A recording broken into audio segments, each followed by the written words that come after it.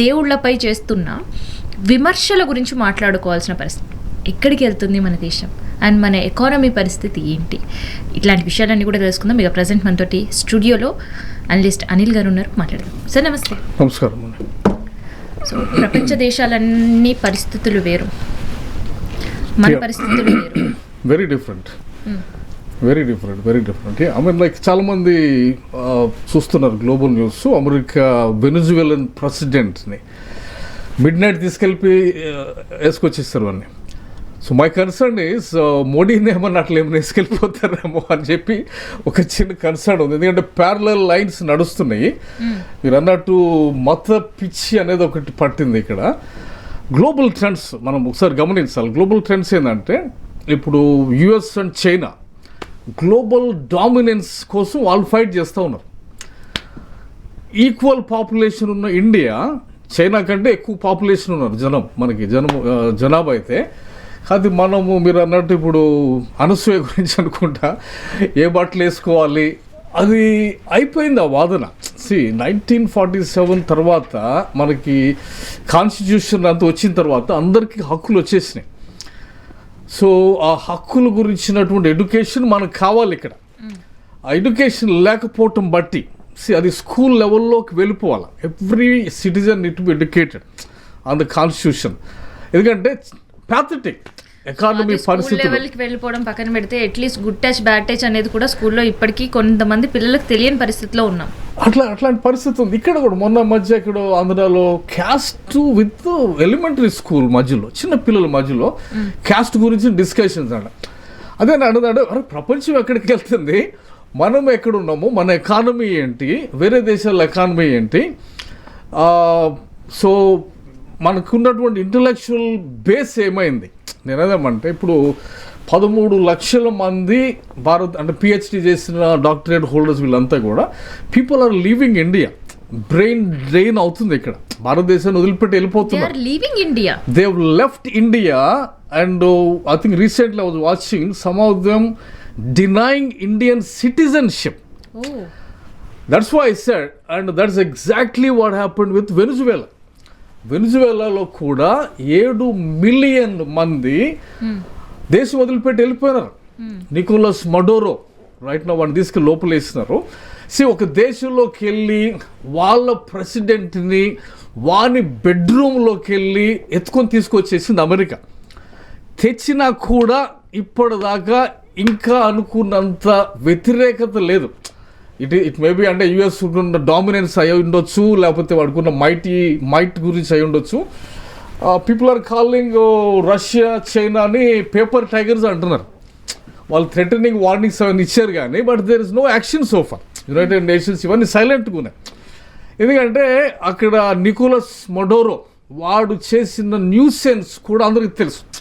Children are starving అనే సిచ్యువేషన్కి economics collapse అయిపోవటము వీడు. దట్స్ వై ఇన్స్టిట్యూషన్స్ని క్యాప్చర్ చేసి ఇండిపెండెంట్గా కోర్టులు నడవనీయకుండా దేశాన్ని చాలా ఉన్నటువంటి ఒక మిత్ ఏంటంటే ఒకటి గెలిచాడు అనగానే అయిపోయింది ఇక అనేటువంటి మిత్ మనకు కూడా నడుస్తుంది. అందుకే నేను మోడీని కూడా వేసుకెళ్తారేమో జాగ్రత్తగా ఉండండి అని చెప్పి నేను అంటుంది. ఏంటంటే గెలవటంతోనే దేశాలు అభివృద్ధి కావు. గెలిచిన వాటితో పాటు ఇన్స్టిట్యూషన్స్ నడవాలి, మీడియా నడవాలి, కోర్టులు ఇండిపెండెంట్గా నడవాలి.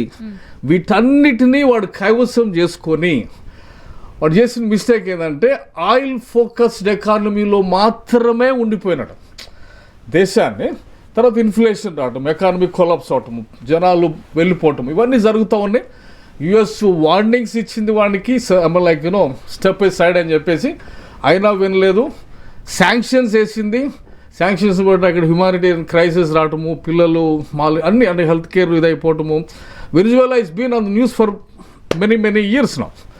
So finally America has taken an action which is not very appreciable కానీ but they still did something to recover that country. And now Trump మాట్లాడేదేంటి, we will run the country అంటే celebrations అవుతున్నాయి అక్కడ. So జనాలకు కావాల్సింది good governance. So మన దేశానికి వస్తే మనకి ఒక రకమైనటువంటి మత పిచ్చిలో మనం బతుకుతున్నాం. యూనో కాన్స్టిట్యూషన్గా ఉన్నటువంటి హక్కులు గురించి ఎవరికి ఎక్కువ మందికి తెలియదు. వాళ్ళు ఏ బట్టలు కట్టుకోవాలనే దగ్గర చర్చలు, ఏం మాట్లాడాలనే దగ్గర చర్చలు. ఈ చర్చలు జరిగేది ఎక్కడ అంటే ఆఫ్ఘనిస్తాన్లో జరుగుతాయి. Not in developed countries. Developed కంట్రీస్లో people are educated, people don't have time. జనాలకి అంత టైం లేదు కూర్చొని మాట్లాడడానికి. చైనా గురించి కూడా మనం చూసుకుంటే ఈక్వల్ పాపులేషన్ ఉంది కాబట్టి వాళ్ళు జాబ్స్, మ్యానుఫ్యాక్చరింగు, పోర్ట్లు, వడగాలు, బుల్లెట్ ట్రైన్స్ 50 years మనకంటే ముందు ఎక్కడో ఉన్నారు వాళ్ళు. మనం చూసుకుంటే మన డిబేట్ ఛానల్స్లో ఏ డ్రెస్ వేసుకోవాలి, ఏ డ్రెస్ వేసుకోకూడదు, డ్రెస్ కోడ్ తీసుకొద్దామా అనే దగ్గర చర్చలు. I mean like come on man, అది ఘోరం అని. సో మాట్లాడలేని వాళ్ళు, మనకెందుకులు అనుకునే వాళ్ళు సిటిజన్షిప్ని వద్దు అనుకొని లక్షల్లో భారతదేశం నుంచి వెళ్ళిపోతున్న వాళ్ళు ఉన్నారు. సో రైట్ నో అది పరిస్థితి, భారతదేశంలో జరుగుతున్న పరిస్థితి అనమాట. సో సిటిజన్షిప్ని కూడా వద్దనుకొని వెళ్ళిపోవడం అంటే ఏంటి?